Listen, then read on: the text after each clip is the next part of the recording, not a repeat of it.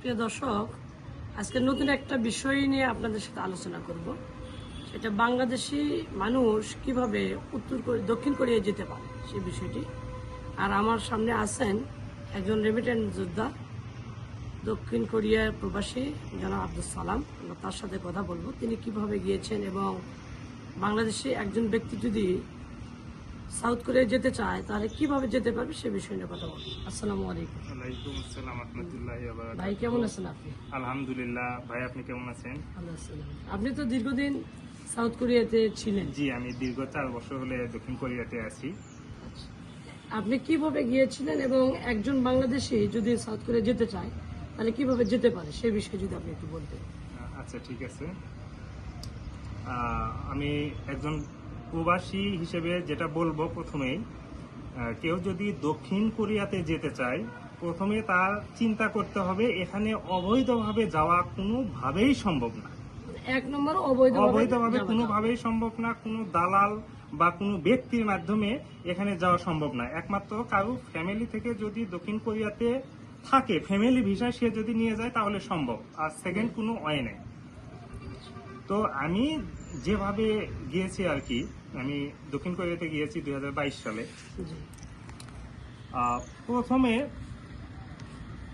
এখানে বাংলাদেশ অর্থাৎ বয়েসেল, যেটা বাংলাদেশ কর্মসংস্থান বৈদেশিক কর্মসংস্থান মন্ত্রণালয় আর কি, যেটা হ্যাঁ বয়েসেল এখানে এরা বানানটা যদি বলতেন আমরা যে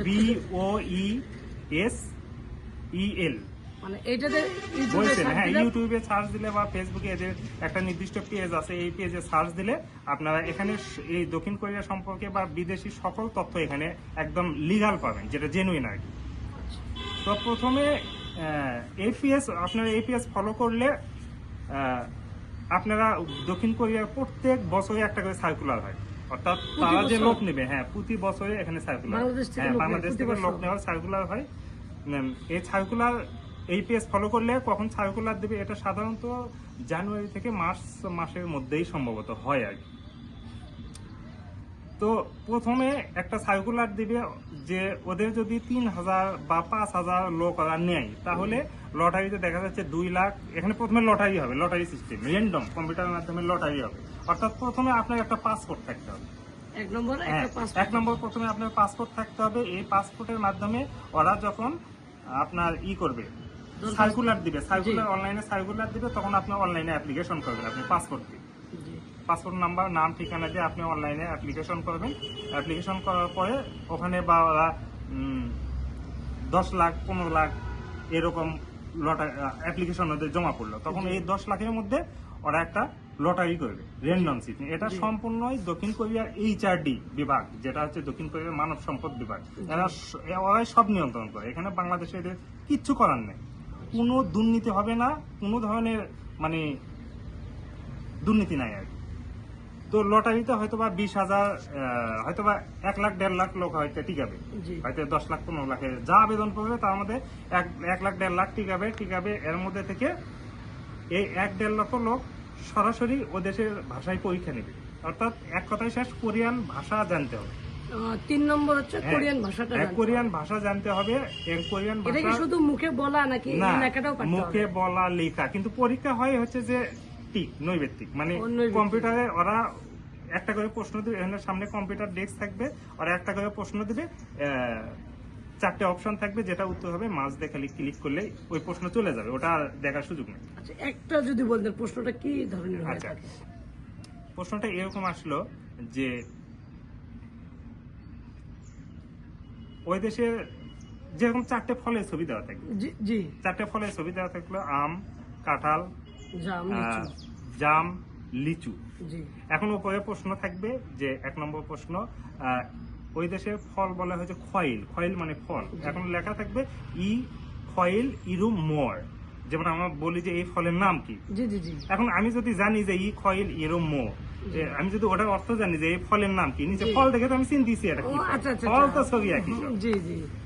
তো তখন আমি যদি জানি যে এটা লিচু বা লিচি বলে, বা আপেল যদি থাকে ওখানে তখন সাগুয়া থাকবে। অর্থাৎ প্রচুর ওয়ার্ড মিনিং জানতে হবে। জানলে তখন পরীক্ষায় পাশ করা অনেক ইজি। আচ্ছা, এই ওয়ার্ড মিনিং জানার জন্য বাংলাদেশে কোনো প্রতিষ্ঠান আছে নাকি অনেক প্রতিষ্ঠান এখানে বেসরকারি ভাবে মানে ব্যাঙের ছাতার মতো হচ্ছে কোচিং সেন্টার আছে বগুড়াতে, ঢাকাতে, রংপুরে, প্রত্যেকটা মানে জেলায় আছে। জেলায় জেলায় এই প্রত্যেকটা কোরিয়ান জেলায় ভাষা আছে, শেখার হ্যাঁ ইয়ে হ্যাঁ, আছে, প্রত্যেকটা কোচিং জেলায় আছে। আছে। এবং এটা সরকারি ভাবেও হচ্ছে সরকারি যেগুলো কারিগরি প্রতিষ্ঠানগুলো আছে, যেগুলো টিটিসি বা যুব উন্নয়ন কেন্দ্র, জি। মানে এগুলো সব জায়গায় আছে। এগুলো তো এই ভাষা শিক্ষার বা আজিজুল হক কলেজেও তো কোরিয়ান শেখানো ভাষা আলাদা একটা ইয়ে আছে, বুঝতে পারছি। মানে শেখানো অনেকে জানে না ইয়ে আছে, বিষয়গুলো, হ্যাঁ। কিন্তু অনেকে জানে না। এটা আবার বেসরকারি কোচিং আছে। আবার যদি কেউ ইচ্ছা করে যে পরিচিত কেউ কোরিয়ায় থাকে, তার যে শীট গুলো কালেক্ট করে, যেমন আমি নিজেই জি। আমার হচ্ছে যে পরিচিত যে বড় ভাইয়েরা পড়তে, তাদের থেকে আমি শীট নিয়ে পড়ছি, পড়ে লটারিতে নাম উঠছে, তারপরে আমি কোচিং এ ভর্তি হয়েছি। তার মানে মেসে পরিচিত ভাইদের নিজেই, হ্যাঁ, কাছ থেকে- নিজেই যে কারো থেকে শীট সংগ্রহ করে পড়লেও কোনো সমস্যা নেই। বুঝতে পারছি। মানে পড়বে কোথায় আর কোনো রুলস নেই, কিন্তু মূলত পাসপোর্ট থাকতে হবে। পাসপোর্টের মাধ্যমে ওদের নির্দিষ্ট সময়ে আবেদন করতে হবে। আবেদন করার পরে লটারিতে যদি নাম আসে, যাদের নাম আসবে তাদের ভাষা দক্ষতায় পরীক্ষা হবে। ভাষা দক্ষতা এটা সম্পূর্ণ নিয়ন্ত্রণ করবে বয়েসেল, ঢাকা বয়েসেল, এরা নিয়ন্ত্রণ করবে। পরীক্ষা দিবে, পরীক্ষা যদি পাশ করে তারপরে স্কিল টেস্ট হবে।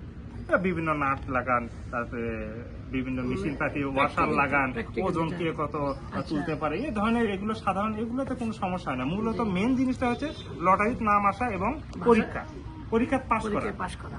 করলে তারপরে সবকিছু কমপ্লিট করার পরেও যে দক্ষিণ কোরিয়াতে যাবে কোনো নিশ্চয়তা নেই। কারণ মানে সব শেষে 3000 লোক টিকালো বা 5000 লোক টিকালো, ওদের এটা হাতে থাকবে, অফিসে এদের সব সিভি থাকবে। এটা থাকবে হচ্ছে কোরিয়ার শ্রম মন্ত্রণালয়, আচ্ছা, শ্রম মন্ত্রণালয়ে থাকবে। এবং ওরা ওই দেশে যত কোম্পানি আছে, কোম্পানির মালিক যাদের লোক লাগে, জি। বাংলাদেশের মতো না আমার একটা লোক লাগলো আমি বাজার থেকে নিয়ে আসলাম 500 জি। টাকা চুক্তি, এরকম না। ওখানে লোক হচ্ছে প্রত্যেক হচ্ছে যে জেলায় বা প্রত্যেক ওয়ার্ডে, ইউনিয়নে সরকারি অফিস আছে। ও আচ্ছা আচ্ছা। সরকারি অফিসে সবার সিভি থাকবে, মালিকের লোক লাগবে। ওখানে সরকারি অফিসে করতে হবে যে আমার কোম্পানিতে 2 জন আমি লোক নিতে চাই। এইরকম নিয়ম ওখানে? হ্যাঁ, লোক নিতে চাই। এখন ওখানে আমি তখন আমাকে নিবে, তখন আমার কাছে ওখান থেকে ওই কোম্পানি সব ডিটেলস পাঠাবে যে আমার বেতন এত, আমার থাকা খাওয়ার ব্যবস্থা, এই সকল ডিটেলস পাঠাবে আমার কাছে। আমার যদি ইচ্ছা হয়, আমি ওই কোম্পানিতে যদি আমার ভালো লাগে, তাহলে আমি চুক্তি করবো কোম্পানির সাথে, তাহলে কোম্পানি আমাকে ওখান থেকে নিয়ে যাবে, এখান থেকে নিয়ে যাবে। মানে কোম্পানি নিয়ে যাবে? হ্যাঁ, কোম্পানি নিয়ে যাবে। প্রসেসিং সব সরকারি ভাবে হবে, বুঝতে কিন্তু পারছি। ভিসাটা তো আমাকে দিবে কোম্পানি। বুঝতে পারছি। কোম্পানি দিয়ে আমাকে নিয়ে যাবে।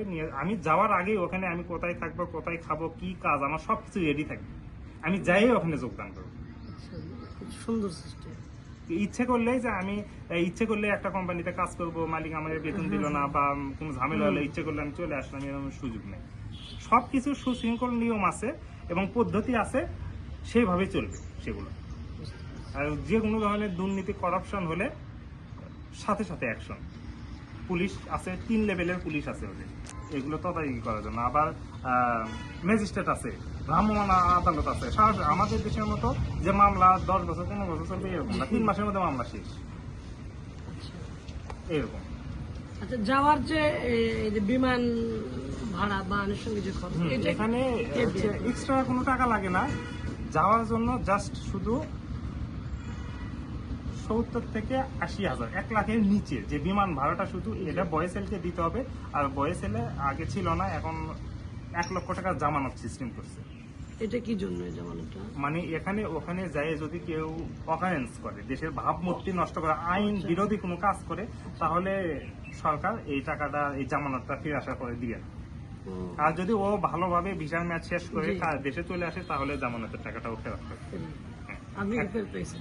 না, আমি তো এখনো আসিনি, আমি ছুটিতে আসছি। ও আচ্ছা আচ্ছা। আমি আবার হচ্ছে যাব, কাজ করব। আমি যখন একবার টোটালি ক্লোজ করে চলে আসবো আমার জি চাকরিটা, জি, তখন আমি এখানে বয়েসেল থেকে এই টাকাটা তুলতে পারবো। বুঝতে পারছি। এই বিমান ভাড়াটা শুধু লাগে। আর জাস্ট ওখানে হয়তো যাই 1 মাস চলার জন্য নিজের কিছু টাকা, ওই বাংলাদেশে 30-40 হাজার টাকা, 30,000 টাকা নিয়ে গেলেই চলে। মানে বইসেল 1 লক্ষ টাকা জামানত নেবে, 1 লক্ষ টাকা বিমান জামানত, ভাড়া 70,000 টাকার মতো ভাড়া লাগবে, 70,000 টাকার মতো আর লাগবে। নিজের 1 মাসে চলতে 30,000, 30 টাকার মতো, মোটামুটি 2 লক্ষ টাকা হলেই। মোটামুটি 2 লক্ষ টাকা হলে আর নিজের কিছু যাওয়া মার্কেট 2 লক্ষ টাকা হলে এনাফ। বুঝতে পারছি। এর বাইরে আর কোনো কার্যক্রম নেই। এটা হচ্ছে জব বিষয়, মানে চাকরির বিষয় গেলে। আর অনেকে বাংলাদেশে অসংখ্য স্টুডেন্ট বিষয় আছে, এরা স্টুডেন্ট বিষয় Student ভিসাতেও কি যাওয়া যায়? স্টুডেন্ট বিষয় যেতে পারে, জব ভিসাতে যেতে পারে, বিজনেস ভিসাতেও যেতে পারে। আচ্ছা, স্টুডেন্ট বিষয়ে প্রসেসটা কি? স্টুডেন্ট ভিসার প্রসেসটা হচ্ছে এটার এটা মতো হচ্ছে, না এটার মতো না, তবে ওদের আইএলটিএস, আইডিয়াস লাগে? হ্যাঁ আইএলটিএস লাগে, পরীক্ষা দিতে হয়। পরীক্ষা দিয়ে যদি ও টিকে তাহলে ওটা মোটামুটি এটুকু হলেই হয়। আর কাগজপাতি বলতে কি, ব্যাংকে সম্ভবত আমি এটা মানে শিওরলি জানি না, তবে আলোচনা করছি, আমি শুনছি 20 লক্ষ টাকার মতো ব্যাংক স্টেটমেন্ট দেখাতে হয়, আর এটা জেনুইন টাকা থাকতে হবে। এবং আইএলটিএস 1 নম্বর হ্যাঁ, বাধ্যতামূলক, হ্যাঁ, 2 নম্বর হ্যাঁ। ব্যাংক স্টেটমেন্ট 20 লক্ষ থাকতে টাকা। হয়, থাকতে হয়, হ্যাঁ। তাহলে তো জটিল। মানে কঠিন না, হ্যাঁ জটিল। কঠিন, সবার পক্ষে সম্ভব না, অনেকেই শুনছি যাইতে পারে না কঠিন। এরকম। তো প্রিয় দর্শক, জানলেন কিভাবে বাংলাদেশ থেকে দক্ষিণ কোরিয়া যাওয়া যায় আর কি। সবাই ভালো থাকবেন। আল্লাহ হাফেজ। আল্লাহ হাফেজ।